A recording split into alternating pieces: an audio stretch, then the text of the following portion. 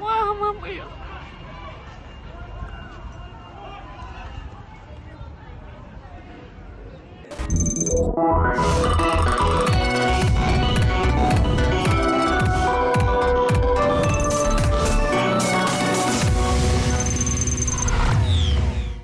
Ассалаумағалейкум құрметті достар.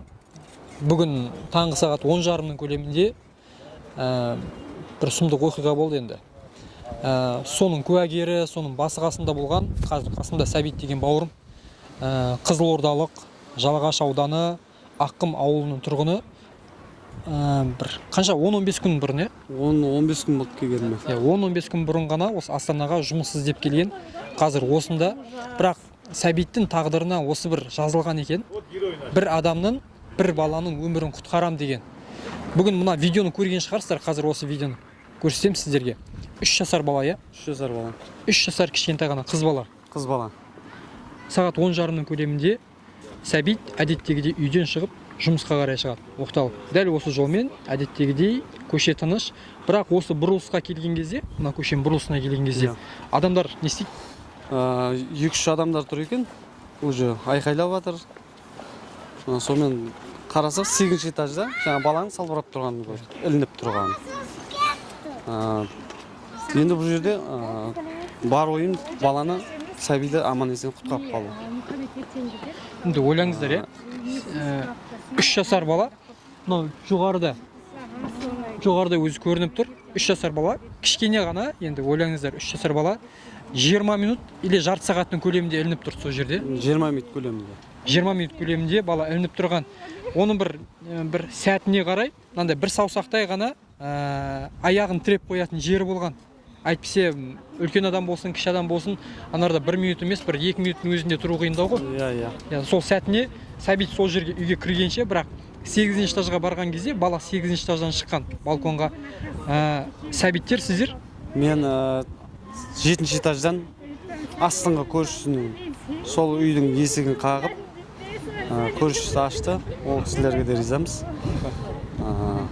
Түсіндірдік, болып атқан мән-жайды, осындай бала ілініп тұр, құтқаруымыз керек деп. Содан балконына шығып, сол кішкентай окошко арқылы әрі қарай баланы аман алып қалуға тек соған талпындым. Қазір есіктің алдына барайықшы негізі. Қазір сіздерге видео көрсетеміз. Егер бала құлайтын болса, енді Алла сақтаған, періштесі қаққан дейді ғой.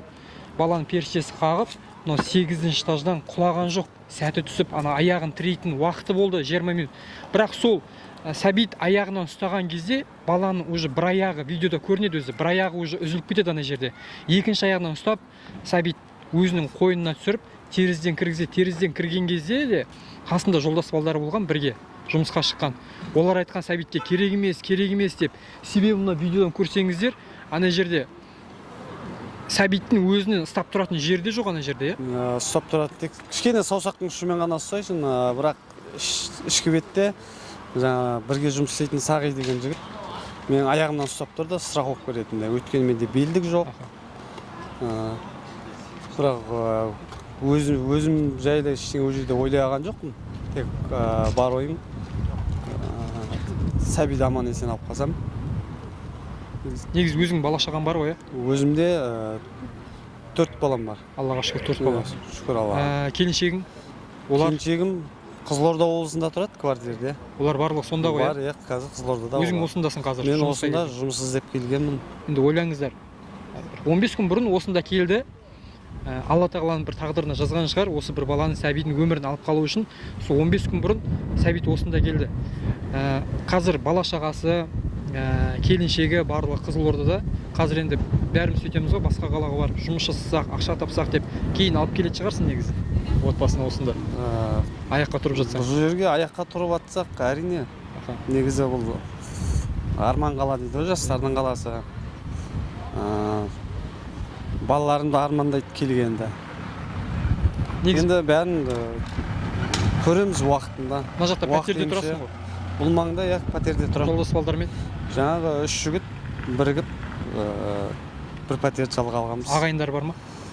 Бұл жақта ағайын туысқандарым жоқ менің. Астында көлік бар ма? Астымда көлік жоқ. Қызылордада ше? Қызылордада жоқ. Аха. Мен айтып тұрмын, көлігім жоқ, квартирдемін. Аха.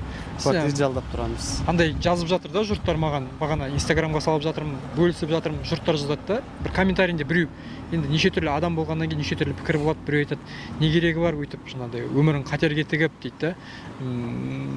Біреуді құтқарам деп инстаграмға жаңағыдай өйтіп жаңағыдай көріну үшін деген сияқты. Сенде ондай болма, болмады? Менде ондай дым ой болған жоқ менде. Жаңағы Мына жерде бір ел жұртқа жария боламын өйтіп, не боламын деген ой болған жоқ. видео шығып кеткенін де білмейсің ғой. Мен білмеймін оны. Мен жұмысқа кетіп қалғанмын. Сол жұмысқа барғаннан кейін звондап жатыр уже. Осы жерде бір кісі ғана телефонымды алып қалды. Жаңағы милициялар келді. Сол милициялар айтып, телефон нөмірімді, адресімді алып қалды, болды. Әрі қарай мен видео шыққан, не жайын ештеңе білмеймін. Бізде аяқ астынан көріп қалдық негізі әлеуметтік желіден. Сосын мен өзіме салдым.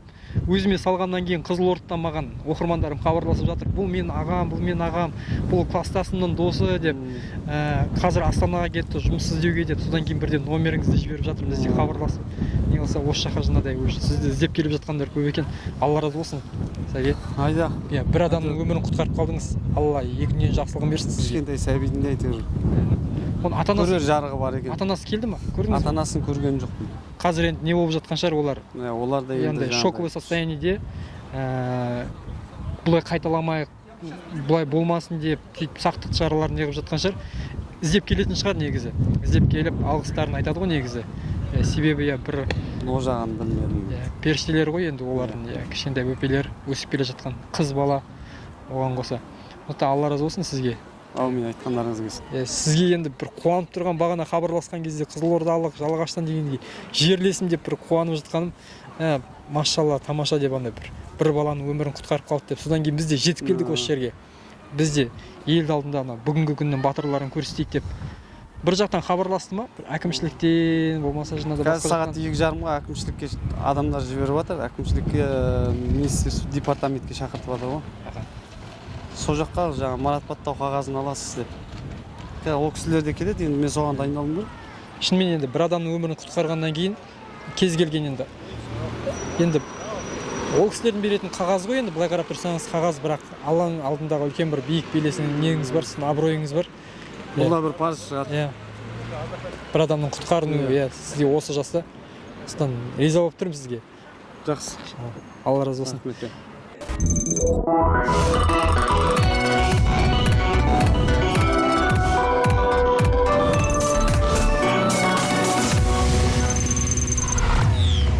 Ал мен қасымда Сағи деген бауырым. Сағи да өзі Қызылордалық. Осында Астанада болды. Бірге тұрасыздар, иә? Иә, бірге тұрамыз. Бірге жұмыс істейміз Сәбитпен. Сәбит те кеше жақында келген өзі. Енді осындай жағдай болып тұр, оны аяқ астынан болған жағдай ғой. Оны білмейміз, жұмысқа шығып бара жатқанбыз. Аяқ астынан көріп қалдық, осы жерде шығып бара жатыр. Сәбит кетті, қасымда жүгіріп. Сағидың да бойында қорқыныш жоқ, себебі қорқыныш жағдайдың бәрі артта кетіп қалды. Сағид сол моментте, егер видеоны көрген болсаңыздар, Сәбит терезеден шыққан кезде Сағи сол аяғынан ұстап, бір досы белінен ұстап құтқарып тұрған, себебі сырттан Сәбиттің ешқандай ұстайтын жер болмағандықтан жігіттер іштен деме болып тұрған. Сол кезде Сағи айтқан екен да, керек емес деп, жаңағыдай өз өмірің, бұл да қорқып тұр да досы үшін. Ол мүмкін шыдайтын шығар, құтқаратын шығар, сен шықпай-ақ қой деп. Бұл да көріп тұр да, сырттан еш нәрсе болмағаннан кейін. Бірақ Сәбит еш нәрсеге қарамай шығып кеткен, иә? Сәбит, ол просто өзі сондай адам шығар деп ойлаймын енді, көмек беруші. Былайынша барынша көмегін тигізді, өзі де шапшаң терезеден шығып кетті. Айтқан, былай ескеріп айттық қой. Терезеден шықты, барынша ұстап тұрдық, страховка болып. Терезені ашып тұрдық барынша. Сосын баланы алды, алғаннан кейін бері қарай берді. Уже мен Сәбитті ұстап тұрмын, қасымда бір келіншек болды, соған бердік баланы. Сәбитті алып шығардық сосын. Содан кейін уже біз кеттік та, бірден жұмысымызға кеттік өзімізден. Бала кірген кезде жылаған шығар. Бала жылап жатыр ғой. Кірген кезде емес, ол уже басынан бастап жылап тұр. Просто өзі Жаникмен не қылып қалған уже. Жылағаны қорқып қалған, дауысы шықпай қалған уже. Ішке берген кісілер де жылап жатыр мысалы, іштегі. Содан кейін кеттік бізде. Ары қарай. Алла разы болсын Сәке. Аха, ризамыз. Рахмет.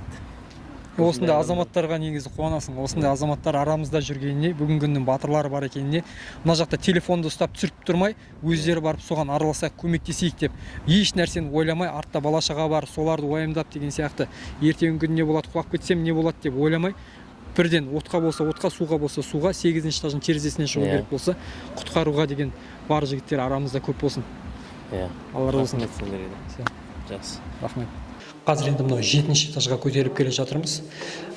Не қылған кезде, сәбиттер көтерілетін кезде, лифтіні басқан кезде, лифті енді жоғары қабатта болған, сондықтан бірден көтеру керек болғандықтан, сәбиттер баспалдақпен 7-ші этажға көтеріліп келіп, міне дәл осы есікті қағып, қайта үйдің ішінде адамдар бар екен, есікті ашып берген, содан осы үйдің балконынан сыртқа қарай шыққан. Енді осы үйден баланы 7-ші қабаттан шығып, 8-ші этаждағы баланы қағып алған. Қайта осы үйдегі адамдар үйінде болып қалған, соған шүкір.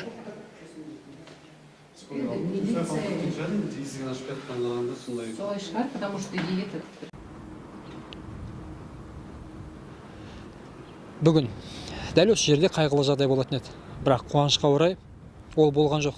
Себебі дәл сол сәтте сағат 10:30 көлемінде Сәбит бауырымыз осыдан 15 күн бұрын Астанаға келген жігіт жұмыс іздеп. Дәл осы жерде квартира снимать етіп тұрған, квартира жалдап тұрған жігіт жұмысқа шығып бара жатқан кезде осы жерде жиналған адамдарды көреді. Содан 8-ші қабаттағы терезеден ілініп тұрған 3 жасар қыз баланы көреді. Ол еш нәрсені ойлаған жоқ. Ол сәтте мен Инстаграмда жұлдыз болайын, мен осыған түсіп қалайын деп ойланбастан 7-ші этажға барып, балконнан шығып, страховка еш нәрсе жоқ, қорғап тұрады. Мына жақта тек қана Сағи деген досы бар, аяғынан ұстап тұрған. Баланы аман алып қалады.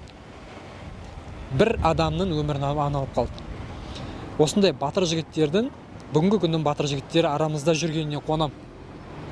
Негізі осындай жігіттеріміз көп болсын. Еш нәрсені ойланбастан, отқа болса отқа, суға болса суға, 8-ші этаждағы баланы құтқару керек болса, оған да баратын осындай батыр азаматтарымыз көп болсын арамызда.